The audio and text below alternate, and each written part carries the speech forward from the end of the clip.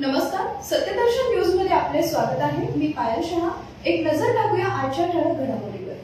निवडणुका संपताच रश्मी शुक्लांची राज्याच्या पोलीस महासंचालकपदी नियुक्ती। महाराष्ट्र विधानसभा निवडणुकीच्या रणधुमाळीत केंद्रीय निवडणूक आयोगाने 3 आठवड्यांपूर्वी रश्मी शुक्ला यांची राज्याच्या पोलीस महासंचालक पदावरून बदली केली होती।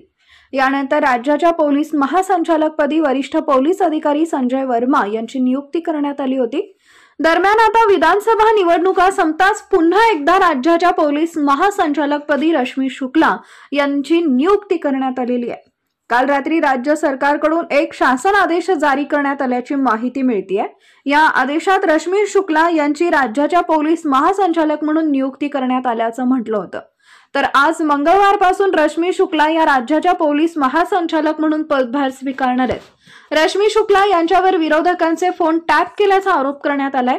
या फोन टॅपिंग प्रकरणामुळे रश्मी शुक्ला सातत्याने वादाच्या भोवऱ्यात अडकल्या होत्या।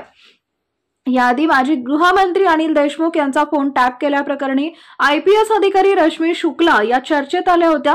राष्ट्रवादी काँग्रेसच्या अनेक नेत्यांनी रश्मी शुक्ला अवैध पद्धतीने फोन टॅपिंग करत असल्याचा आरोप केला होता।